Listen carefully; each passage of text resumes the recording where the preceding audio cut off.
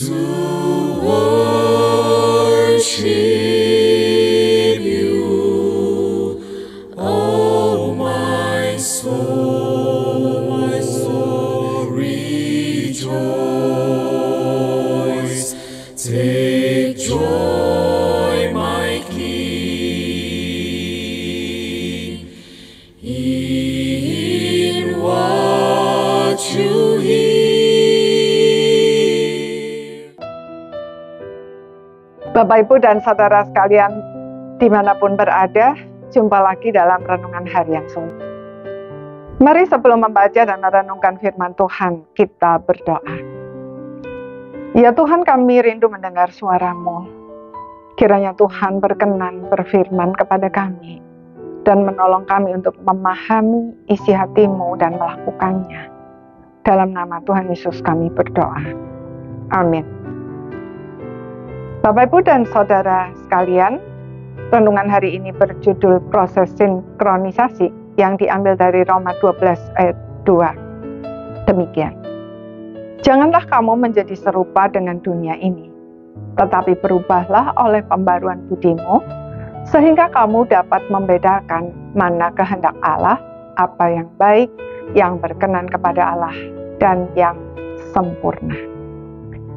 Saudara-saudara sekalian, Alkitab sering mengatakan bahwa Allah melihat hati.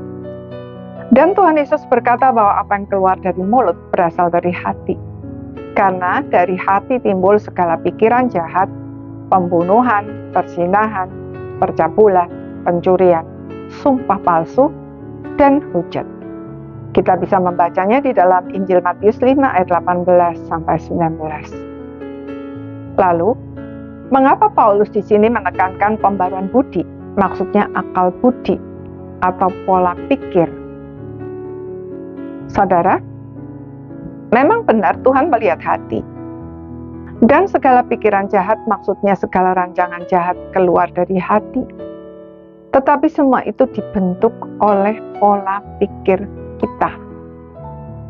Pola pikir yang berdosa atau duniawi membentuk hati dan perilaku berdosa atau duniawi. Karena itu firman Tuhan berkata bahwa pola pikir kita harus lebih dulu diubah dari pola pikir yang berdosa dan duniawi menjadi pola pikir yang sesuai dengan firman Tuhan. Kata Yunani yang dipakai untuk berubahlah adalah morphe, yang artinya perubahan secara total dan mendasar, seperti halnya ulat mengalami metamorfose menjadi kupu-kupu. Dengan demikian kita dapat membedakan mana yang baik, apa yang berkenan kepada Tuhan, dan yang sempurna. Namun bukan berarti setelah pola pikir kita berubah, secara otomatis hati dan perilaku kita berubah. Tidak seperti itu. Padahal ketidakselarasan antara pola pikir, hati, dan perilaku akan menimbulkan konflik di dalam diri kita sendiri, sehingga kita kehilangan damai sejahtera, bahkan bisa membuat orang lain tersandung. Itulah sebabnya orang percaya harus menjalani proses pengudusan seumur hidup untuk menyelaraskan semuanya itu.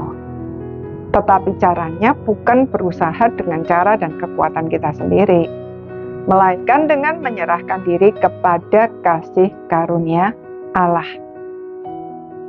Martin Luther, sebagaimana dikutip oleh pendeta Yakub Susabda, berkata bahwa kasih karunia Allah ditanamkan di dalam hidup orang percaya dan dipertalikan dengan natur dosa kita.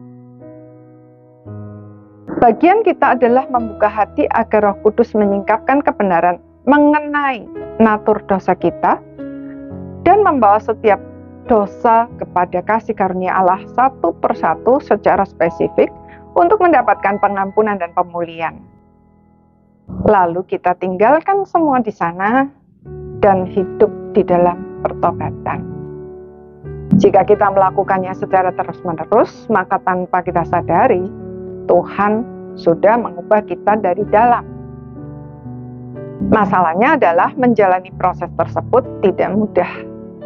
Keakuan kita harus ditanggalkan, segala mekanisme pertahanan dan pelarian diri, serta kebiasaan mencari kambing hitam harus kita buang, dan kita harus memiliki kemauan yang keras untuk memerangi dosa. Namun jika kita rindu untuk hidup di dalam kemerdekaan sejati dan bertumbuh sesuai dengan rancangan Allah, maka tidak bisa tidak, kita harus melakukan bagian kita dengan serius. Maukah saudara? Amin. Mari kita berdoa. Bapa Surgawi, kami mengakui bahwa ada banyak ketidaksinkronan antara pola pikir, hati, dan perilaku kami. Sehingga kami mengalami konflik di dalam diri kami kehilangan damai sejahtera, kami menjadi batu sandungan bagi orang lain, dan hidup kami tidak menjadi kesaksian yang baik. Tuhan, kasihanilah kami. Kami rindu Tuhan, diproses oleh Tuhan, sehingga kami boleh mempersembahkan hidup yang berkenan kepadamu. Tolonglah kami Tuhan, agar setiap dosa boleh disingkapkan, dan kami boleh membawanya kepadamu, agar hidup kami dimurnikan oleh-Mu. Terima kasih Tuhan, dalam nama Tuhan Yesus kami berdoa. Amin. Selamat beraktivitas. Tuhan memberkati. Let it be a sweet